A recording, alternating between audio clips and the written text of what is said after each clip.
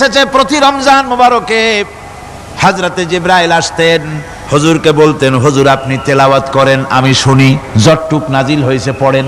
হুজুর পড়তেন, জিবরাইল শুনতেন, আবার জিবরাইল পড়তেন, হুজুর শুনতেন। এমনি করে করে যে বছর হুজুর ইন্তেকাল করবেন, হুজুরের জীবনের শেষ রমজান মুবারকে কোরআন নাজিল পরিপূর্ণ হয়ে গেছে। হযরত জিবরাইল বলেন, হুজুর কোরআন তো নাজিল তামাম হয়ে গিয়েছে, এবার আপনি পুরা কোরআন পড়ে আমারে শোনান। হযরতে রাসূল পুরাটা পড়ে 30 পারা পড়ে শোনায় দিলেন, জিবরাইল শুনলেন। এবার জিবরাইল বলেন, হুজুর আমি তেলাওয়াত করতেছি আপনি শোনেন। হযরতে জিবরাইল 30 পারা পড়লেন, হুজুর শুনলেন। আবার হযরত জিবরাইল বলেন, হুজুর আবার আপনি পড়েন। হুজুর পড়লেন, জিবরাইল শুনলেন, আবার জিবরাইল পড়লেন, হুজুর শুনলেন। তার মানে হলো হুজুর যে বছর ইন্তেকাল করলেন ওই বছরের রমজান মুবারকে হযরত জিবরাইল 2 বার পড়েছেন, হুজুর শুনেছেন, আর হুজুর 2 বার পড়েছেন, জিবরাইল শুনেছেন, যাতে করে একটা জের জবর, একটা আয়াত, একটা সেমিকোলন যেন বাদ না পড়ে যায়। শাহরু রমাদানাল্লাযী উনজিলা ফীহিল কুরআন, রমজানের পবিত্র মাসে আমি অবতীর্ণ হয়েছি। সুবহানাল্লাহ। যদি প্রশ্ন করা হয় রমজানে তো আসছো, কিন্তু প্রথম নাজিল হয়েছিল কোন সময়? ওটা কি দিন ছিল না রাত ছিল? কোরআন তার জবাবে বলে, ইন্না আনজালনাহু ফী লাইলাতিল কদর, কদরের পবিত্র রাতে আমি এই পৃথিবীতে আমার আগমন ঘটেছিল। যদি প্রশ্ন করা হয় বুঝলাম সবই, কেন নাজিল হয়েছে তুমি? এই পৃথিবীতে তোমার আসার উদ্দেশ্য কি? মূল কাজটা কি? এই প্রশ্ন যদি করা হয়, কোরআনে কারীম তার জবাবে বলে, শোনো কেন এসেছি। লিতুখরিজান নাসা মিনাজ যুলুমাতি ইলান নূর, আমার মিশন হচ্ছে গোটা বিশ্ব মানবতাকে পুঞ্জীভূত জমাট বাঁধা অন্ধকারের ভেতর থেকে টেনে বের করে আলোর সন্ধান দিতে, আলোর দিকে আনার জন্য আমি কোরআন নাজিল হয়েছি। আল্লাহ পাক আমাদের জন্য একটি পবিত্র মাস আমাদেরকে দিচ্ছেন, দান করেছেন, যে মাসটির নাম হচ্ছে রমাদান। রমাদান হচ্ছে রামদুন, রা মিম দত, রাম ধাতু থেকে উৎপত্তি, এর অর্থ হচ্ছে জ্বালানো, পুড়িয়ে দেওয়া, ভস্ম করে দেওয়া। রমাদান, রমজান মুবারকে যারা নাকি সিয়াম সাধনা করে, আত্মত্যাগ করে, অর্থাৎ তিতিক্ষা, ত্যাগ এবং তিতিক্ষা করে, রমজান মুবারকে আল্লাহ পাক যেভাবে রোজা চান ওইভাবে যারা রোজা রাখে, তাদের সমস্ত গুনাহ সমূহকে আগুন যেমন আবর্জনাকে জ্বালিয়ে দেয়, রোজা যদি সঠিকভাবে কারো হয় তাহলে তার গুনাহগুলিকে এইভাবে জ্বালিয়ে ভস্ম করে দেয়। সুবহানাল্লাহ বিহামদিহি। এই রমজান আমাদের সামনে। আমি আমার আলোচনার শুরুতে আমি আপনাদের খেদমতে আরজ করতে চাই যে মাসটির মধ্যে আমরা প্রবেশ করতে যাচ্ছি, দুটি জিনিস আমাদের সামনে এখন। একটি হচ্ছে আমরা মাহে রমজানকে ইস্তেকবাল করতে যাচ্ছি, মাহে রমজান আমাদের সামনে। দোয়া করে নেই যে আল্লাহ পাক এই পবিত্র রমজানের সম্মান করার মতো তৌফিক আমাদেরকে দান করো, আর যেভাবে রোজা রাখলে পরে তুমি খুশি হও সেইভাবে আমাদেরকে রোজা রাখার তৌফিক দান করো, বলি আমিন। এটি হচ্ছে সর্বশ্রেষ্ঠ মাস আল্লাহ পাক মুসলমানদের জন্য দান করেছেন। আবারও বলি আলহামদুলিল্লাহ। কোরআন শরীফের মধ্যে আল্লাহ সমস্ত ইবাদতের কথা বলেছেন, কিন্তু ডিটেইলস আলোচনা করেন নাই। হজ করতে হবে, কিন্তু উকুফে আরাফা করতে হবে, রমিয়ে হেজার করতে হবে, রমিয়ে জেবার করতে হবে, তারপরে 7 বার তাওয়াফ করতে হবে, সাফা মারওয়া সাই করতে হবে। এগুলি কিন্তু কোরআন শরীফে আসে নাই, ডিটেইলস আসে নাই। নামাজ পড়তে হবে, কিন্তু জোহরে কয় রাকাত, আসরে কয় রাকাত, মাগরিবে কয় রাকাত, এই রাকাতগুলি কিভাবে বিন্যস্ত করতে হবে কোরআন শরীফে তা আসে নাই, বর্ণনা করা হয়নি। যাকাত দিতে হবে, কিন্তু কত টাকা হলে কত টাকা দিতে হবে, কত মন ধান হলে কতটুকু দিতে হবে, কত ছাগল হলে, কত গরু হলে, কত পরিমাণ সোনা হলে, কত পরিমাণ রৌপ্য মজুদ থাকলে যাকাত দিতে হবে, এর বিস্তারিত বিবরণ কোরআন শরীফে আসে নাই। চিন্তা হতে পারে যে তাহলে এগুলো আমরা পাইলাম কই? আমরা পেয়েছি কোরআনের ব্যাখ্যা হচ্ছে রাসূল করিম সাল্লাল্লাহু আলাইহি ওয়াসাল্লাম, হুজুর এটাকে আমাদেরকে বলে দিয়েছেন। তিনি সারে ছিলেন, শরীয়ত প্রণেতা ছিলেন। তো সমস্ত ইবাদতকে আল্লাহ পাক সংক্ষেপে সংক্ষেপে তিনি আউটলাইন অথবা গাইডলাইন তিনি দিয়েছেন আল্লাহ পাক। রমজান মুবারক হচ্ছে একমাত্র ইবাদত যে রমজান সম্পর্কে আল্লাহ পাক ডিটেইলস পূর্ণ একটি রুকু আল্লাহ পাক আলোচনা করেছেন। সুবহানাল্লাহ। রোজা শুরু করবেন কোনখান থেকে, শেষ করবেন কোথায় গিয়ে, সফরে প্লেনে যখন চলবেন তখন আপনার রোজার অবস্থা কি হবে, যদি দেশে যান তখন কি হবে, অসুস্থ হলে কি হবে, কিভাবে রোজা রাখবেন, কিভাবে রোজা ভাঙবেন, তারপরে কখন শুরু হবে, কখন কি হবে ইত্যাদি বিস্তারিত বিবরণ। রোজার মতো করে এত অন্য কোন ইবাদতের ব্যাপারে আল্লাহ এতটা বলেন নাই যতটা বলেছেন রোজার ব্যাপারে। তাহলে নিশ্চয়ই বুঝতে পারছেন রোজাটা অত্যন্ত গুরুত্বপূর্ণ ইবাদত। সবটাই গুরুত্বপূর্ণ, কিন্তু রোজাটা আল্লাহর কাছে বেশি গুরুত্বপূর্ণ। সুবহানাল্লাহ। আচ্ছা, বেশি গুরুত্বপূর্ণ কেন সে কথা কি বলবো? অবশ্যই বলবো। বেশি গুরুত্ব এই কারণে, আল্লাহ পাক বলেছেন, এটা হচ্ছে হাদিসে কুদসি, আল্লাহ পাক বলেছেন আস-সাওমু লি ওয়া আনা আজজি বিহি। অন্য রিওয়ায়াতে এসেছে ওয়া আনা উজজা বিহি। আস-সাওমু লি, রোজা হলো আমার জন্য। কে বলতেছেন বলুন তো? আল্লাহ পাক বলছেন রোজা হচ্ছে আমার জন্য, রোজার পুরস্কার আমি দেব। অন্য বর্ণনায় এসেছে রোজা আমার জন্য আর রোজাদারের পুরস্কার আমি আল্লাহ নিজেই পুরস্কার। সুবহানাল্লাহ, সুবহানাল্লাহ। তাহলে প্রশ্ন আসে, আল্লাহ পাক বলছেন রোজা আমার জন্য, আস-সাওমু লি। আল্লাহ তো একথা কোথাও বলেন না আজ-যাকাতুলি, আস-সালাতুলি, আল-হাজ্জুলি। রোজা আমার কি বলে, যাকাত আমার জন্য, হজ আমার জন্য, নামাজ আমার জন্য, একথা কিন্তু আল্লাহ বলেন নাই। অবশ্যই আমরা যাকাত হোক, নামাজ হোক, হজ হোক কার জন্য করি? আল্লাহর জন্য করি। রমজানের ব্যাপারে আল্লাহ খাস করেছেন যে আস-সাওমু লি, রোজা আমার জন্য। এই কথাটার অর্থ কি, তাৎপর্য কি, ব্যাখ্যা কি, সিগনিফিকেন্স কি? এর সিগনিফিকেন্স হচ্ছে এই যে প্রত্যেকটা ইবাদতের দুটি ধরন আছে। কয়টা ধরন বলুন তো? দুটি ধরন। একটি ধরন হচ্ছে বাহ্যিক আর একটা হচ্ছে আভ্যন্তরীণ। প্রত্যেকটা ইবাদতের দুটি দিক আছে, একটা মানুষকে দেখানো আর একটা ভেতরের। যেমন নামাজ, একটি লোক নামাজ পড়ে না, কিন্তু এমন একটা সমাবেশের মধ্যে পড়ে গেছে সবাই নামাজ পড়ে। এখন আমি যদি নামাজ না পড়ি তাহলে লোকে বলবে কি? তখন উজু আছে কি না আছে দাঁড়ায় গেল, আল্লাহু আকবার। তাহলে দেখা গেল নামাজ আল্লাহর জন্য পড়ে, আবার মানুষের জন্য দেখাবার জন্য করে। যাকাত এটা দেয় মানুষে, তার নিয়তটাকে আল্লাহ পাক ভালো জানেন। কিন্তু কিছু লোক তেমন আছে যাকাতের নামে লুঙ্গি, আমাদের দেশে আছে, এখানে কি করে আমি জানি না, লুঙ্গি শাড়ি কিনে তারপরে বাড়িতে সব জমা করে এরপরে গরিবদের দাওয়াত দেয় এবং সকলকে দেখায় এভাবে লুঙ্গি দিল, শাড়ি দিল, লোকেরা দেখলো যে যাকাত দিল, খুব যাকাত দিয়েছে। কোরবানির ব্যাপারে এভাবে বিরাট একটা গরু কিনলো, কিনে মানুষকে দেখাইলো। চট্টগ্রামে আছে সবচেয়ে বড় দামের গরু একটা কিনে গরুর গলায় মালা একটা পরাইয়া তারপরে শহর ঘুরায়। এখন অবশ্য এটা কমে গেছে আগের থেকে অনেক। মানুষ দেখুক যে অমুকে এই গরুটা কোরবানি করেছে। এটা কি কোরবানির জন্য হলো না মানুষকে দেখাবার জন্য হলো? হজ, টাকা আছে, লোকেরা বলবো কি যে এত টাকার মালিক তাও হজে যায় না, সুতরাং যাই একটু হজ করে আসি। তাহলে হজ করা গেল, আবার মানুষকে দেখাবার জন্য করলো। দুটি জিনিস আছে। কিন্তু একমাত্র রোজা যদি কেউ রাখে মানুষকে দেখাবার জন্য, সকাল থেকে শুরু করে সন্ধ্যা পর্যন্ত না খাইয়া কোনো পাগলও থাকবে না। বলেন আপনারা ঠিক কিনা? সে তো মানুষকে দেখাবার জন্য দাঁত পরিষ্কার করে নিল আর দুপুরে ভাত খাই নিল, বউতেও টের পাইল না। পারবে কিনা? পারবে। টয়লেটে গিয়ে খাই নিল ভালো করে, কোন একটা আড়াল জায়গা নিয়ে খেয়ে গেল, বাচ্চাও দেখলো না, বউতেও দেখলো না, খেয়ে নিল। তাহলে সে তো রোজা রাখলো না।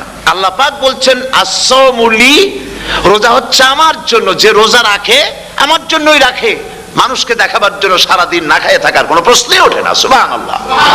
সুতরাং রোজা যে রাখলো সে আমার জন্যই রাখলো। ওয়া আনা আজজি বিহি, রোজার পুরস্কার আমি আমার হাত দিয়ে দেব। সুবহানাল্লাহ, আমার হাত দিয়ে দেব। ম্যানেজার যদি বলে এই কাজগুলি করলে পরে বেতন, নির্ধারিত বেতন পাবা, আর এইটা যদি করো তাহলে বেতনটা আমি দেবো আমার হাত দিয়া, তাহলে এমপ্লয় যারা তারা বুঝতেই পারবে যে মালিক যখন নিজেই দেবে তাহলে ম্যানেজারের মতো দেবে না, মালিকের মতোই বড় করে দেবে। তো আল্লাহ পাক ফেরেশতাদের কাছে এটা রাখেন নাই, সব নেকি তোমরা লেখো গিয়া, আর রোজার সওয়াব আমার হাত দিয়ে আমি দেব। সুবহানাল্লাহ। এরপরে আল্লাহ পাক বলছেন, অন্য রিওয়ায়াতে এসেছে রোজা আমার জন্য আর রোজাদারের পুরস্কার আর কিচ্ছু না, রোজাদারের পুরস্কার আমি আল্লাহ নিজেই পুরস্কার হয়ে যাব। সুবহানাল্লাহ। হাদিস শরীফে এসেছে রোজা রাখলে পরে ক্ষুধার কারণে, খালি পেটে থাকার কারণে টক্সিন জাতীয় এক প্রকারের গ্যাস তৈরি হয় পেটের ভেতরে, স্টমাকের মধ্যে, ফলে মুখে এক রকমের দুর্গন্ধের সৃষ্টি হয়। নবীজি বলেছেন রোজাদারের মুখের থেকে যে গন্ধ বের হয় আল্লাহ পাকের কাছে রোজাদারের মুখের গন্ধ মিস্ক আম্বারের চাইতে বেশি পবিত্র।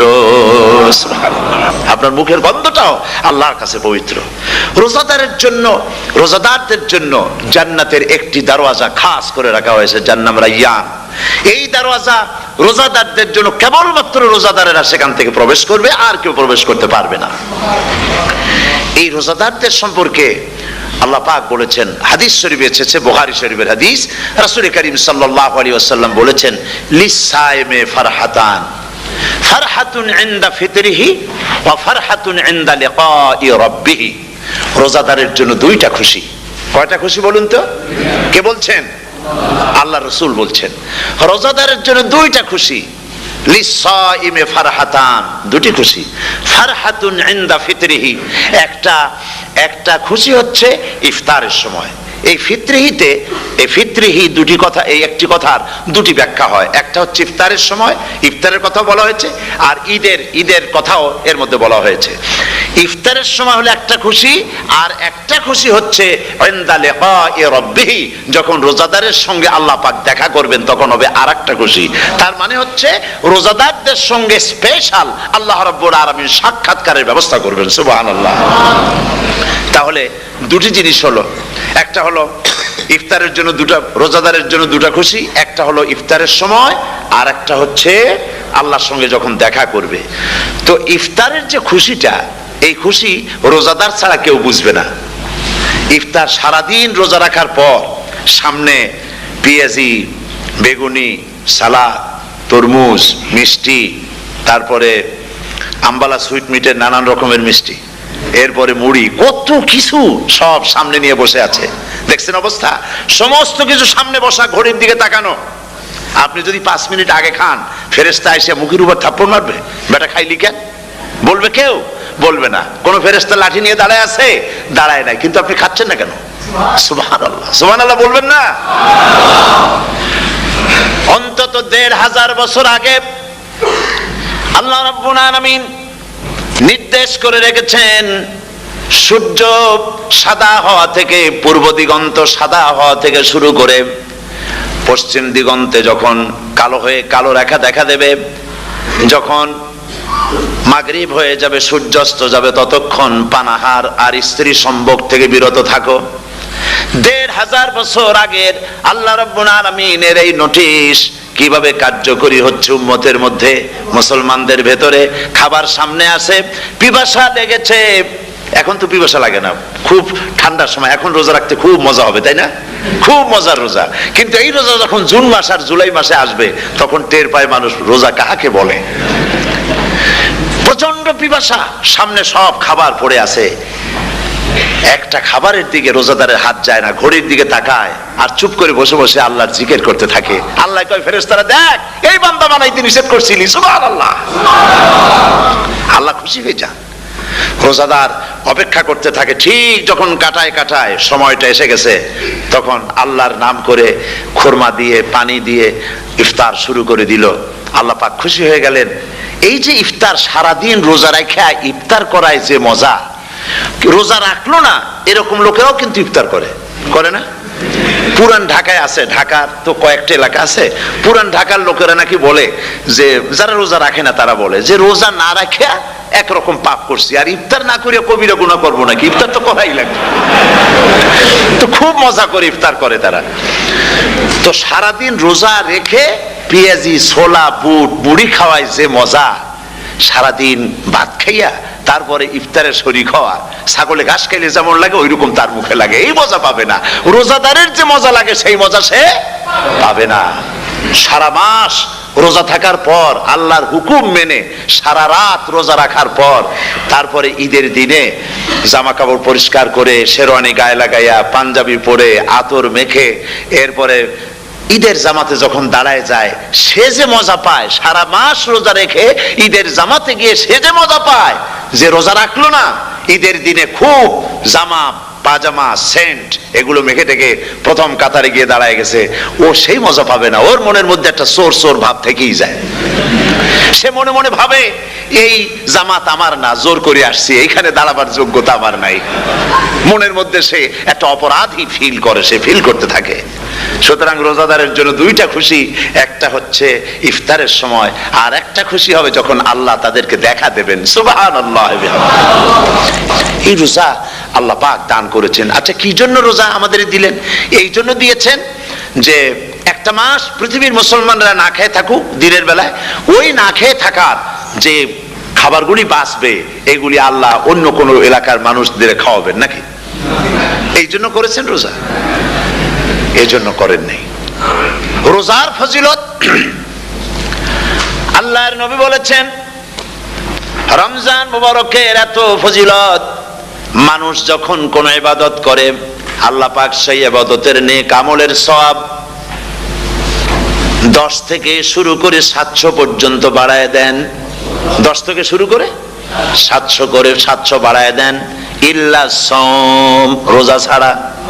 নবীজি বলেছেন, রমজান মুবারকে কেউ যদি একটি নফল কাজ আদায় করে, একটি নফল ইবাদত করে, অন্য মাসের একটি ফরজ আদায় করার সওয়াব আল্লাহ পাক নামায় আমলে দিয়ে দিবেন। রমজান মুবারকে কেউ যদি একটি ফরজ আদায় করে, অন্য মাসের 70টি ফরজ আদায় করার মতো সওয়াব আমলনামায় আল্লাহ দিয়ে দিবেন। সুবহানাল্লাহ। এই মাস আমাদের সামনে, আল্লাহু আকবার বলি, আল্লাহু আকবার বলি, আলহামদুলিল্লাহ। এই পবিত্র মাস আমাদের সামনে। এই মাসে এত সওয়াব, নফল হয় ফরজের মতো, আর ফরজ হয় 70টা ফরজের মতো। এত সওয়াব কেন হইল? আমরা না খেয়ে থাকি সেই জন্য নাকি? বলতে পারেন কেন হলো? একটি কারণ, শাহরু রমাদান আল্লাযী উনজিলা ফীহিল কুরআন। সুবহানাল্লাহ বলবেন না?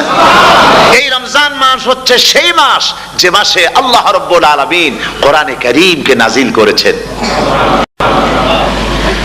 এই মাসের মধ্যে একটি রাত আছে, খায়রুম মিন আলফি শাহর, যে রাতটি 1000 মাসের চাইতে বেশি গুরুত্বপূর্ণ আল্লাহর কাছে। সুবহানাল্লাহ। একটি রাত 1000 মাসের চাইতে গুরুত্বপূর্ণ। 1000 মাস ক্যালকুলেটর দিয়ে হিসাব করলে দেখা যায় যে 1000 মাসে 83 বছর 4 মাস হয়। তাহলে তার অর্থ কি এই যে একটানা 83 বছর 4 মাস ইবাদত করলে যে সওয়াব হবে, এই রাত্রে ইবাদত করলে সেই সওয়াব হবে? হতে পারে, এরকম হতে পারে, কিন্তু ব্যাখ্যাটা কি? ব্যাখ্যাটা হচ্ছে এই, আরবিতে আলফুন শব্দ দিয়ে 1000 বোঝানো হয় না। আরবিতে যখন আলফুন বলা হয় তাহলে বোঝা যায় সংখ্যাধিক্য, বিপুল সংখ্যা, হাজার হাজার হাজার হাজার, থাউজেন্ডস এন্ড থাউজেন্ডস। এইটাকে বোঝাবার জন্য আরবিতে ব্যবহার করা হয় আলফুন, হাজার হাজার। তাহলে আল্লাহ কি বুঝাতে চাচ্ছেন? আল্লাহ রাব্বুল আলামিন তিনি আয়াত দ্বারা বুঝাতে চান, এর ব্যাখ্যা হচ্ছে এই পৃথিবীর মানবতার কল্যাণের জন্য, এই পৃথিবীর মানুষের ভালাইয়ের জন্য, মঙ্গলের জন্য হাজার হাজার মাস ধরে এই পৃথিবীর মানুষের যে কল্যাণ হয় নাই, এই রমজান মুবারকে একটা রাত আছে যেই রাতে আল্লাহ রাব্বুল আলামিন মানবতার সেই কল্যাণ করেছেন। সেই কল্যাণ কি দিয়ে করেছেন? শাহরু রমাদান আল্লাযী উনজিলা ফীহিল কোরআন, কোরআন নাজিল করে পৃথিবীর মানুষকে সেই কল্যাণ আল্লাহ দিয়েছেন। সুবহানাল্লাহ। বন্ধুগণ, কোরআন, কোরআন কি নিয়ামত আমাদের কাছে! সেই নিয়ামতকে আমরা চিনলাম না, আমরা বুঝতে পারলাম না কত বড় নিয়ামত আল্লাহ আমাদের দান করেছেন। এই কোরআন যেন আপনি শুনতে পারেন, পড়তে পারেন, বুঝতে পারেন, সেই জন্য আল্লাহ রাব্বুল আলামিন শরিয়াত কি সুন্দর ব্যবস্থা করেছে। কোরআন শোনার জন্য রমজান মুবারকে তারাবিহের নামাজের ব্যবস্থা করা হয়েছে। সুবহানাল্লাহ, সুবহানাল্লাহ। যারা সব সময় পড়তে পারেন না, কোরআন তেলাওয়াত জানেন না, অথবা সারা বছর এক খতম কোরআন শরীফ পড়া হয় না, শরিয়াত কি সুন্দর বিধান করলো যে আপনি যেন 30 পারা কোরআন শরীফ শুনতে পারেন। এই ব্যবস্থা তারাবিহের নামাজের মধ্যে শরিয়াত করে দিয়েছে। আলহামদুলিল্লাহ, আলহামদুলিল্লাহ। যাদের টাকা কড়ি আছে আমি তাদেরকে অনুরোধ করব, যদি পারেন তাহলে মেহেরবানি করে রমজান মুবারকে উমরা পালন করবেন। আমি উমরার নিয়ত করে এসেছি, ঢাকা থেকে উমরার নিয়ত করেই এসেছি, আপনাদেরকে দেখে গেলাম, আর আমি এখান থেকে ডাইরেক্ট মদিনা মুনাওয়ারায় চলে যাব ইনশাআল্লাহ। লাইলাতুল কদর পর্যন্ত হারামাইনুশ শরীফাইনে কাটাতে চাই, নিয়ত করেছি। আপনারা দোয়া করুন আল্লাহ যেন কবুল করেন। কি মজা যখন আপনি হারামাইনুশ শরীফাইনে যখন তেলাওয়াত শুনবেন, আপনার কাছে মনে হবে যেন কোরআন শরীফ নাজিল হতেছে। সুবহানাল্লাহ। সেখানে তো নামাজের পরে হাত তুলে মোনাজাত করা হয় না, শুধুমাত্র রমজান মুবারকে বেতেরের নামাজের মধ্যে ইমাম সাহেব হাত তুলে মোনাজাত করেন। গত বছর রমজান মুবারকের লাইলাতুল কদরে আমি ছিলাম, গত কয়েক বছর ধরে আল্লাহ যাওয়ার তৌফিক দিয়েছেন দয়া করে। সেখানে লাইলাতুল কদরে পত্রিকাগুলি লিখেছে 30 লাখের উপরে লোক ছিল মক্কা শরীফের হারাম শরীফে, 30 লাখের উপরে। যখন তেলাওয়াত হচ্ছে, মোনাজাত করতেছেন ইমাম সাহেব কাঁদতেছেন, মোনাজাত করতেছেন, কাঁদতেছেন, আর গোটা হারাম জুড়ে কান্নার রোল পড়ে গিয়েছে। কিভাবে কাঁদতেছে! সারাদিন মানুষ রোজা রেখে তারপর ইফতার করতে যখন বসে, আমি সেই জান্নাতের কথা কেমনে আপনাদের বুঝাবো? রসগোল্লা কেমন লাগে বক্তৃতা দিয়ে 6 ঘন্টা বক্তৃতা দিয়েও বোঝানো যাবে না। যদি মুখের মধ্যে ঢুকাইতে পারি তাহলে বুঝবেন যে মজাটা কি। এটা তো আমি বুঝাইতে পারবো না কি মজাটা লাগে। সারাদিন রোজা রাখার পর সমস্ত লক্ষ লক্ষ মুসল্লিরা বসে আছে মক্কা শরীফে, কাবা শরীফ সামনে, এখানে বসে আছে। রোজাদারের সামনে আছে জমজমের পানি আর মদিনা মুনাওয়ারার খুরমা। আল্লাহর ঘর সামনে, জান্নাতের থেকে আর কাকে বলে? সুবহানাল্লাহ। আর মসজিদে নববীর ভিতরে মদিনার আকর্ষণ কাশাস আলাদা। মদিনা শরীফের আপনাকে যদি পাইয়া যায় কোন আরব, কোন মাদানী, আপনারা ছাড়বেই না, আদর করে পাশে বসাবে। তোমারে আমি এই জিনিস খাওয়াবো, এইটা দিয়ে ইফতার করাবো, আমার কাছ দিয়ে তুমি উঠতেই পারবে না। আপনাকে জোর করে বসাই দিবে মসজিদে নববীতে, রিয়াদুল জান্নাহ, রাসূল করিম সাল্লাল্লাহু আলাইহি ওয়াসাল্লামের কবর শরীফের কাছে বসে আপনি ইফতার করতেছেন। কত বড় নসিব! সেই জন্য আমি বলি, হলিডে করার জন্য আমেরিকা, সিঙ্গাপুর, হাবিজাবি এই সমস্ত ঘুরে কোনো লাভ নাই। হলিডে করতে চান, রমজান মুবারকে চলে যান হারামাইনুশ শরীফাইন, মদিনা আল মুনাওয়ারা, মক্কা আল মুকাররমা। কপাল খুলে যাবে, জিন্দেগীর সমস্ত গুনাহ খাতা আল্লাহ পাক maaf করে দিবেন। রাসূল করিম সাল্লাল্লাহু আলাইহি ওয়াসাল্লাম বলেছেন, রমজান মুবারকে যে উমরা করলো সেজন্য হজ আদায় করলো। সুবহানাল্লাহ। অন্য রিওয়ায়াতে এসেছে, যে ব্যক্তি রমজান মুবারকে উমরা করলো সেজন্য আমার সাথে হজ আদায় করলো। সুবহানাল্লাহ। তো বলতেছিলাম যে কোরআনে কারীম হচ্ছে একটি বিরাট নিয়ামত। এই নিয়ামত শোনানো হয় রমজান মুবারকে। আমি এবার এসে খুব খুশি হলাম একথা শুনে যে ইস্ট লন্ডন মসজিদ তারা একটা ব্যবস্থা করেছে, সুন্দর একটা রেডিও তারা আবিষ্কার করেছে। না কি করছেন আপনারা? ট্রান্সমিটার তৈরি করেছেন। ওনারা ওখানে রেডিও বিক্রি করেন। আপনারা বহু টাকা খরচ করেছেন, তারা হাজার হাজার পাউন্ড খরচ করে টাওয়ার বানিয়েছেন এবং একটা ফ্রিকোয়েন্সি তারা নিজেরা নিয়েছেন, আর রেডিওগুলি 125 পাউন্ড করে ওনারা দিচ্ছেন খরচ হিসেবে। এইটা যারা নিয়ে যায় ঘরের মধ্যে বসে তারাবিহের তেলাওয়াত তারা শুনতে পাবেন। মহিলারা অনেক সময় আসতে পারেন না, মহিলারা ঘরে বসে শুনতে পারবেন। ওই ইস্ট লন্ডন মসজিদে যত ওয়াজ হবে, তেলাওয়াত হবে, নামাজ হবে, আজান হবে, ওয়াজ হবে, জিকির হবে, সব আপনার ঘরে বসে আপনি শুনতে পারবেন। আল্লাহ রাব্বুল আলামিন এই ইকদামকে, এই পদক্ষেপকে আল্লাহ কবুল করুন, সবাই বলেন আমিন।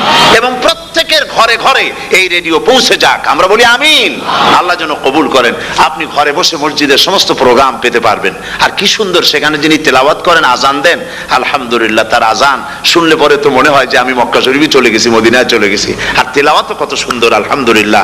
আল্লাহ তার প্রতি রহম করুন, আমরা বলি আমিন। সুতরাং বলতেছিলাম যে এই পবিত্র রমজানুল মুবারক, এটি কি জিনিসটা, কি জিনিসটা বোঝাবার জন্য আমি বলি, যেমন এই ঘড়িটা এটা কেনার পর 2-1 বছর পর এটা ফাস্ট হয় অথবা কি হয়, স্লো হয়ে যায়। তখন এটাকে সারার জন্য আমরা হসপিটালে দেই। হসপিটাল মানে লন্ডন হসপিটাল না, ঘড়িরও হসপিটাল আছে। তো ঘড়ির হসপিটালে দিলাম, ওরা এটাকে দেখে শুনে ওয়াইলিং করে টরে দিল ঠিক মতো। একবার যদি ঠিক করে দিল, আবার আমার 1-2 বছর চললো, আর কোনো ডিস্টার্ব করবে না, ঠিক কিনা? আপনার গাড়ির ইঞ্জিন যদি কোনো রকমের অসুবিধা করে, তাহলে গাড়ির ইঞ্জিনকে ওভারহোলিং করতে হয়, ইঞ্জিন ডাউন দিতে হয়। একবার যদি ইঞ্জিন ডাউন দিলেন, ওভারহোলিং করলেন, তাহলে আপনার এই গাড়ি 5-6 বছরের জন্য আর হাত দিতে হবে না। এ কথাগুলি বুঝতে পারছেন কিনা? সারা জীবন, সারা মাস অন্যায় করার পরে, গুনাহ করার পরে মানুষের অন্তঃকরণে কালিমা লেগে যায়। আল্লাহ রাব্বুল আলামিন রমজান মুবারকের একটা ব্যবস্থা করেছেন। ইঞ্জিন ওভারহোলিং এর মতো, ইঞ্জিন ডাউন দেওয়ার মতো আপনার কালবকে, আপনার আত্মাকে, আপনার বিবেককে, আমার বিবেককে পরিষ্কার করার জন্য রমজান মাস করে দিয়েছেন। রমজান মোবারকের একটি মাসের কোর্স যদি কমপ্লিট করা যায়, তাকওয়া দিয়া যদি ভরে দেওয়া যায়, তাহলে বাকি 11 মাস আরামসে চলবে, কোনো অসুবিধা হবে না। নবীজি বলেছেন রমজান মুবারকে মাস আসার সঙ্গে সঙ্গে আল্লাহ রাব্বুল আলামিন তিনি জান্নাতের সমস্ত দরজাগুলি খুলে দেন, আর জাহান্নামের সব দরজাগুলি আল্লাহ রাব্বুল আলামিন বন্ধ করে দেন। সুবহানাল্লাহ। আর শয়তানকে শৃঙ্খল দিয়ে বেঁধে ফেলা হয়, শিকল দিয়ে শয়তানরে বাঁধা হয়ে যায়। এই হাদিসটা যখনই শোনাই বিভিন্ন জায়গায় লোকেরা বিভিন্ন জায়গায় প্রশ্ন করে, হুজুর কোন তো যে শয়তানরে বাঁধতে হয়, কিন্তু রমজান মাস হতো লোকেরা মদ খায়, মিথ্যা কথা কয়, তাহলে শয়তান বাঁধা থাকলো কেমনে? আমি বলি দেখেন, এরও ব্যাখ্যা আছে। এর ব্যাখ্যা হলো এই, কোন কোন ঘড়ি আছে একবার চাবি দিলে 6 মাস চলে, আর একবার চাবি দিলে 2 বছর চলে, আবার চাবি দিলে লাইফ চলে যায়, এরকমের ঘড়িও আছে। কোন কোন মানুষের শয়তানে এমন চাবি দিছে যে চাবিতে 6 মাস চলে, কোনটায় 10 মাস চলে, কোনটায় বছর চলে। রোজার মাসেও যারা গুনাহ করে শয়তানে এমন চাবি দিছে যে রোজার মাসেও বন্ধ হচ্ছে না, এরা শয়তানের খপ্পরে পড়ে গেছে। আল্লাহ এই চাবি থেকে মুসলমানদেরকে হেফাজত করুন, বলি আমিন। জোরে বলেন আমিন। শয়তান থেকে পানাহ কেউ দিতে পারে না, কোন গভর্নমেন্ট পারবে না। ব্রিটিশ গভর্নমেন্ট পারবে নাকি? American government? কেউ পারবে না। শয়তান থেকে পানাহা দিতে পারে কেবলমাত্র কে? ওই আল্লাহ রাব্বুল আলামিন আমাদেরকে শিখায় দিয়েছেন, শয়তানের ওয়াসওয়াসা থেকে আমার কাছে পানাহা চাও। আউযু বিল্লাহি মিনাশ শাইতানির রাজিম। বিতাড়িত মরদুদ শয়তানের ওয়াসওয়াসা থেকে পানাহা চাই, আল্লাহর কাছে পানাহা চাও। আল্লাহ পাক বলেন আমি পানাহা দিতে পারি শয়তানের ওয়াসওয়াসা থেকে। শয়তান থেকে আশ্রয় একমাত্র সিকিউরড, নিরাপত্তা পেয়েছেন আল্লাহর পয়গম্বরেরা। সুবহানাল্লাহ। আম্বিয়া আলাইহিমুস সালাম তারা আল্লাহ কর্তৃক নিয়ন্ত্রিত, শয়তানের ক্ষমতা নাই পয়গম্বরদের কাছে যাওয়া। চতুর সীমানার ভেতরে শয়তান প্রবেশ করে কোন নবীকে ওয়াসওয়াসা দিতে পারবে না, বলি সুবহানাল্লাহ। এই জন্য শয়তান থেকে বেঁচে যাওয়া, শয়তানের ওয়াসওয়াসা থেকে বাঁচা খুবই কঠিন। সেই জন্য আল্লাহ পাক বলছেন শয়তানকে বেঁধে রাখা হয়, জান্নাতের সমস্ত দরজা খোলা, জাহান্নামের সমস্ত দরজা বন্ধ হয়ে যায়। এই নিয়ামতের মাস আমাদের সামনে। প্রত্যেকটি যখন কোন ওয়ার্কশপ হয়, তো ওয়ার্কশপের জন্য এক একটা কি বলে সিলেবাস থাকে। রমজান মুবারক একটা ওয়ার্কশপ।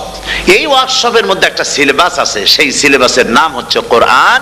কোরআন কোরআন কোরআন নাজিলের মাসে আমরা কি কোরআন তেলাওয়াত করি? বলেন। রোজা হচ্ছে, হাদিস শরীফের মধ্যে বলা হয়েছে আস-সাওমু জুন্নাহ, রোজা হচ্ছে ঢাল। রোজা কি কন্ত? ঢাল বোঝেন তো? ঢাল কি? প্রোটেক্টর। আপনি জিহাদের ময়দানে, যুদ্ধের ময়দানে নিরাপত্তার জন্য, বাইরের থেকে আক্রমণকে ফিরাবার জন্য কি ব্যবহার করেন? ঢাল ব্যবহার করেন। রোজা হচ্ছে ঢাল, শয়তানের সমস্ত আক্রমণ থেকে বাঁচার জন্য রোজা হচ্ছে ঢাল। রোজার দিনে কেউ যদি আপনার সাথে ঝগড়া করে, তাহলে রাসূল বলেছেন তুমি বলো, তুমি ঝগড়ায় প্রবৃত্ত হবে না। তোমার সাথে যদি কেউ ঝগড়া করে, তুমি বলবে ইন্নী সাইম, আমি রোজাদার। আমি তোমার মতো ঝগড়া করতে আমিও পারি, আমি তোমার মতো গালাগালি দিতে পারি, কিন্তু আমি দেব না, ঝগড়াও করব না, গালিও দেব না, মারামারিও করব না, কারণ আমি রোজাদার। সুবহানাল্লাহ। রোজা আপনাকে গুনাহ থেকে বাঁচায় দেবে। দেখেন রোজা কিভাবে গুনাহ থেকে বাঁচায়। মিথ্যেবাদী, মিথ্যেবাদী সারাক্ষণ মিথ্যে কথা বলে, কিন্তু রোজার মাস আসছে, এখন মিথ্যাবাদী যারা তাদের ঘনিষ্ঠ লোকদের কাছে শুনেছি যে তারা বলে, যদি কোনো লোক দিনের বেলা এসে যায় আর এমন কথা, যে কথা বলতে গেলে মিথ্যা বলা ছাড়া উপায় নাই তার জন্য, সে তখন বলে ভাই তুমি তো অসময় আসছো, এখন আমি খুব ব্যস্ত, আই এম ভেরি বিজি, তুমি রাত্রে আসো। কথা বুঝতে পেরেছেন তো? রোজা হচ্ছে কি? রোজাটা কি বলে? ঢাল। কোন মেয়ে লোকের দিকে চোখ পড়লো, আহা আমি তো রোজাদার, চোখকে সাথে সাথে নিচে নামায় ফেললো, গানের আওয়াজ আসলো, আমি তো রোজাদার, সে গানটা শুনলো না। কাজী সমস্ত গুনাহ থেকে বাঁচার জন্য রোজা একটা বিরাট হাতিয়ার। সুবহানাল্লাহ। এই মাসে আল্লাহ রব্বুল আলামিন এই মাসটা, এই রোজাটা কেন দিয়েছেন? লাআল্লাকুম তাত্তাকুন, ইয়া আইয়ুহাল্লাযীনা আমানু কুতিবা আলাইকুমুস সিয়ামু কামা কুতিবা আলাল্লাযীনা মিন ক্বাবলিকুম লাআল্লাকুম তাত্তাকুন। হে বিশ্বাসীরা, তোমরা যারা ঈমান এনেছো, শোনো, আমি রোজাকে তোমাদের জন্য ফার্জ করেছি, যেমন করে ফার্জ করেছিলাম তোমাদের পূর্বপুরুষদের উপরে। রোজা শুধু আমাদের উপরে ফরজ হয়েছে তা না, আমাদের আগে যারা যেসব নবীরা আসছিলেন তাদের উপর রোজা কি ছিল? ফরজ ছিল। সুতরাং এই রোজা তোমাদের উপরে ফরজ, এই জন্য লাআল্লাকুম তাত্তাকুন, যাতে করে তোমরা কি হতে পারো? পরেজগার হতে পারো। কি হতে পারো? পরেজগার, মুত্তাকি হতে পারো, আল্লাহকে ভয় করতে পারো। একমাত্র আল্লাহর ভয় মানুষকে ভালো বানাতে পারে। একটা মানুষ জান্নাতে যাওয়ার জন্য, জাহান্নাম থেকে বাঁচার জন্য একটা জিনিস, কয়টা জিনিস বলেন? একটি জিনিস যদি ভেতরে থাকে তাহলে সমস্ত গুনাহ থেকে বাঁচতে পারে। আর একটি জিনিস যদি না থাকে তাহলে এমন কোনো কাজ নাই পৃথিবীতে যা সে করতে পারে না। সেই কাজটার নাম কি? তাকওয়া। সবাই বলেন, কাজটার নাম কি? তাকওয়া। যদি ভেতরে আল্লাহ পাকের ভয় থাকে, রব্বুল আলামিন আমাকে দেখছেন, তিনি আমাকে শুনতেছেন, এই ভয় যদি অন্তঃকরণের ভিতরে থাকে তাহলে এই লোকটি কোনো গুনাহের কাজ করতে পারবে না, মিথ্যা বলতে পারবে না, ওজনে কম দিতে পারবে না, খাদ্যে ভেজাল দিতে পারবে না, শয়তানি বদমাশি করতে পারবে না। আর যদি এই জিনিসটির অভাব থাকে, যদি তাকওয়া না থাকে, তাহলে সমস্ত অন্যায় কাজ সে করতে পারবে। এই জন্য আল্লাহ রাব্বুল আলামিন বলেন, রোজা এই জন্য দান করেছে যাতে করে, রোজার মাস এই জন্য দিলাম, লাআল্লাকুম তাত্তাকুন, তোমাদের ভিতরে তাকওয়ার সৃষ্টি হয়। এই ওয়াজ আমি আপনাদের সামনে অনেকবার করেছি। হযরত ওমর রাদিয়াল্লাহু তাআলা আনহু রাতের বেলায় ঘুরতে ঘুরতে দেখেন এক বাড়িতে আলো জ্বলছে, শেষ রাত। এই রাত্রে বাড়িতে আলো জ্বলে কেন? ভাবলেন কোনো অসুখ বিসুখ হলো নাকি। তো উনি কাছে গেছেন, গিয়ে কান পেতে শুনতেছেন। বাড়ির মালিক বুড়ি তার যুবতী মেয়েকে ডেকে বলছে, মা ওঠো, তাড়াতাড়ি ওঠো। কেন? কয় যে সকাল তো হয়ে গেল, দই এনেছি, আমি দুধ এনে রাখছি, এখন তুমি পরিমাণ মতো সবটা পাত্রে পানি দিয়ে ভরে দাও, তাহলে ওজন বেশি হবে আর আমরা ভালো লাভ করতে পারবো। মেয়ে বলছে, মা তুমি বলো কি? এটা আমার দ্বারা সম্ভব না। কেন সম্ভব নয়? হযরত ওমর এক ফরমান জারি করেছেন, তিনি বলেছেন পানিতে, দুধের মধ্যে পানি মিশাতে নিষেধ করেছেন। তাছাড়া রাসূল করিম সাল্লাল্লাহু আলাইহি ওয়াসাল্লাম খাদ্যদ্রব্যে ভেজাল দিতে নিষেধ করেছেন। কাজী হযরত ওমরের এই নির্দেশকে আমি অমান্য করতে পারবো না। মা বলছে, দেখো ওমর এখন তো ঘুমাইতেছে, এত রাত্রে তিনি কি এখানে আসছেন নাকি আমাদের এই কারবার দেখতে? তুমি পানি মিশাও ইচ্ছে মতো। মেয়ে বলছে, মা হযরত ওমর ঘুমাতে পারেন, তার পুলিশেরা, তার গোয়েন্দা বিভাগের লোকেরা ঘুমাতে পারেন, হযরত ওমরের চোখকে ফাঁকি দেওয়া যাবে, হযরত ওমরের পুলিশকে ফাঁকি দেওয়া যেতে পারে, কিন্তু আল্লাহ রাব্বুল আলামিনের চোখকে ফাঁকি দেওয়া যাবে না। আমার পক্ষে সম্ভব নয়, আমি দুধে পানি মিশাতে পারবো না। হযরত ওমর রাদিয়াল্লাহু তাআলা চলে গেলেন, গিয়ে তার ছেলেকে ডেকে বললেন, ছেলে আমি তো এখন বুড়া হয়ে গেছি, আমার বিয়ের বয়স নাই, আমি একটা মেয়ের খোঁজ নিয়ে আসছি, যদি আমার বয়স থাকতো এই মেয়েটার আমি বিয়ে করতাম। সুবহানাল্লাহ, সুবহানাল্লাহ। তো এই মেয়েটা তুমি খোঁজ নাও, যদি বিয়ে না হয়ে থাকে তুমি প্রস্তাব দাও বিবাহের। কি সৌন্দর্য তিনি দেখলেন মেয়েটার মধ্যে, স্বাস্থ্য, রূপ, যৌবন, কি দেখলেন? তাকওয়া। জোরে বলেন না, কি দেখলেন? তাকওয়া। এই তাকওয়া তিনি দেখলেন। এই তাকওয়ার উপরে ভিত্তি করে আমিরুল মুমিনিন, অর্ধেকটা পৃথিবীর প্রেসিডেন্ট, খলিফাতুল মুসলিমিন, আমিরুল মুমিনিন হযরত ওমর তার ছেলের জন্য পুত্রবধূ করে তাকে ঘরে নিয়ে আসলেন। সুবহানাল্লাহ। ফায়দা কি হলো? ফায়দা এই হলো, এই মেয়ের গর্ভে যে মেয়ে হলো, সেই মেয়ের গর্ভে যে মেয়ে হলো, সেই মেয়ের গর্ভে ফারুক সানি হযরত ওমর ইবনে আব্দুল আজিজ রাহমাতুল্লাহ আলাইহির মতো ফারুক সানি আল্লাহ দান করে দিলেন। সুবহানাল্লাহ ওয়া বিহামদি। এটা নাম হচ্ছে তাকওয়া। এই তাকওয়ার ব্যাপারে হযরত ওমর রাদিয়াল্লাহু তাআলা আনহু তিনি হযরত কাব বিন উবাই রাদিয়াল্লাহু তাআলা আনহুকে জিজ্ঞেস করেছিলেন যে তাকওয়ার একটা ব্যাখ্যা আপনি কি আমাকে বলতে পারেন, তাকওয়ার ব্যাখ্যাটা কি? তিনি বললেন হ্যাঁ পারি। কি ব্যাখ্যা?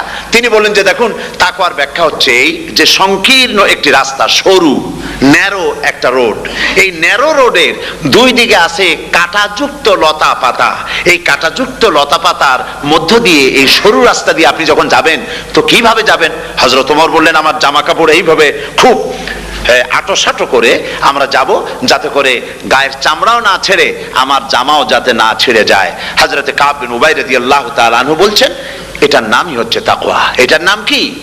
তাকওয়া। এটার নাম হচ্ছে তাকওয়া। দুনিয়ার অসংখ্য পাপের ভেতর থেকে আপনি চলে যাবেন, পাপ যেন আপনাকে স্পর্শ করতে না পারে। এটার নাম তাকওয়া। বাইন মাছ নিশ্চয়ই খেয়েছেন আপনারা, না লন্ডনে পাওয়া যায় না? পাওয়া যায়।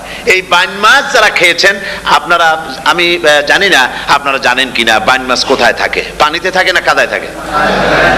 মাশাআল্লাহ, বাইন মাছ থাকে কাদার মধ্যে। কিন্তু এই বাইন মাছ যারা ধরেছে তাদের মুখে শুনেছি আমি যে বাইন মাছ থাকে কাদায়, ওকে যখন ধরে টেনে বের করা হয় কাদার মধ্যে থেকে এক ফোঁটা কাদা ওর গায়ে নাই। এই কলুষিত সমাজ, পাপে ভরপুর, গ্রেট ব্রিটেন, আমেরিকা, পাশ্চাত্য, আমাদের দেশ, সর্বত্র পাপ আর পাপ। এই পাপের মধ্যে বাইন মাছ শুধু খাইয়েন না, ওর কাছ থেকে শিক্ষাও গ্রহণ করেন। ও যেমন কাদার মধ্যে থাকে, কাদা ওর গায়ে লাগে না, আপনিও এই সমাজের মধ্যে আপনি আপনার কাজ চালিয়ে যান, পাপ যেন আপনাকে স্পর্শ না করে। আল্লাহ যেন পাপের থেকে আমাদের বাঁচান। আমরা বলি আমিন, সবাই বলেন আমিন। এটার নাম হচ্ছে তাকওয়া। আর তাকওয়া লম্বা জামায় তাকওয়া হয় না, লম্বা দাড়িতে তাকওয়া হয় না, পাগড়ি একটা বানলেই তাকওয়া হয় না। রাসূলুল্লাহ সাল্লাল্লাহু আলাইহি ওয়াসাল্লাম বলছেন তাকওয়া হা হুনা, হা হুনা, হা হুনা, তিনবার বলেছেন, বুকের দিকে দেখায় বলেছেন তাকওয়া হা হুনা। তাকওয়া হচ্ছে এখানে। এর অর্থ এই নয় যে আমি দাড়িকে আমি ছোট করে দেখছি, জামাকে ছোট করে দেখছি, তা নয়। কিন্তু বলছি যে তাকওয়াটা হচ্ছে অন্তরের ভেতরে। এই অন্তরের ভেতর থেকেই এটার বহির প্রকাশ হতে হবে। আপনার কথায়, আপনার বলায়, আপনার ওঠায়, আপনার বসায়, আপনার চালচলনে, আপনার বিয়ে শাদীতে, আপনার ব্যবসা বাণিজ্যের সর্বত্র তাকওয়ার ছাপ প্রদর্শিত হতে হবে। তাহলেই আমার মধ্যে তাকওয়া এসেছে বলে প্রমাণ হবে। আর এটাই আল্লাহ পাক চান। রমজান মোবারকে তোমাদের মধ্যে তাকওয়া সৃষ্টি হোক। রোজা সম্পর্কে এই কথাগুলি আমি বলে নিলাম। প্রথম 10 দিন শুধু রহমত নাজিল হবে, দ্বিতীয় 10 দিনে আল্লাহ পাক শুধু মাফ করতে থাকবেন, আর তৃতীয় 10 দিনে আল্লাহ পাক জাহান্নাম থেকে মুক্ত করে দিবেন। সুবহানাল্লাহ। রমজানে মক্কা শরীফে, মদিনা শরীফে ছোট্ট একটা বাচ্চাও ঘুমায় না। অন্তত 5-7 বছর, 8-10 বছর বয়স হয়ে গেছে এরকমের বাচ্চা সারা রাত্রে 1 সেকেন্ডের মধ্যে ঘুমায় না। সমস্ত লোক জাগে, ফজরের নামাজ পড়তে থেকে ঘুমায়, সব সমানে 2 হাতে নেকি কামাই করে। নেকি কামাইয়ের মৌসুমে বাহার। রমজান হচ্ছে নেকি কামাইয়ের বসন্তকাল। আপনারা যেন খবরদার মিস করবেন না, মিস করবেন না, খবরদার। এই মাসটা পুরোপুরি কাজে লাগাবার জন্য মায়েরা, আমার মায়েরা, বোনেরা, মেহেরবানি করে এই মাসটা কাজে লাগাবেন। গীবত গাইবেন না, রাগারাগি করবেন না, ঝগড়াঝাটি করবেন না, মিথ্যা কথা বলবেন না, তেলাওয়াত, জিকির, আজগার। আর পুরুষেরাও এই জিকির আজগারের মধ্যে, মানুষকে ভালো কাজের আদেশ করার মধ্যে যা আজকে আল্লাহ আমার দিয়ে বলাইলেন, এই কাজগুলি আমি এবং আপনারা সবাই যেন আমল করতে পারি। আল্লাহ তৌফিক দান করুন। আপনারা এই মোনাজাতের পরে যে যে এলাকায় গিয়ে জামাতে এশার নামাজটা আদায় করবেন, এখানে নামাজের কোনো ব্যবস্থা করা যায় নাই বলে আমরা দুঃখ প্রকাশ করছি। পাশে যেখানে মসজিদ পান, জামাতে এশার নামাজটা খবরদার আদায় করে নেবেন, নামাজ ছেড়ে দেবেন না। 5 ওয়াক্ত নামাজ সঠিকভাবে আদায় করবেন। আর মদের ব্যবসা যাদের আছে, মদের ব্যবসা ছেড়ে দেবেন। আর মদের চাকরি যারা করেন, সেখান থেকে চাকরি উঠাইয়া কোনো ভালো জায়গায় চাকরি করার জন্য চেষ্টা করবেন। জেনা, ব্যভিচার, নাচ, গান ইত্যাদি, তাস, পাশা, জুয়া, অন্যায় কাজে যাব না। আল্লাহ যেন কবুল করেন, বলেন আমিন।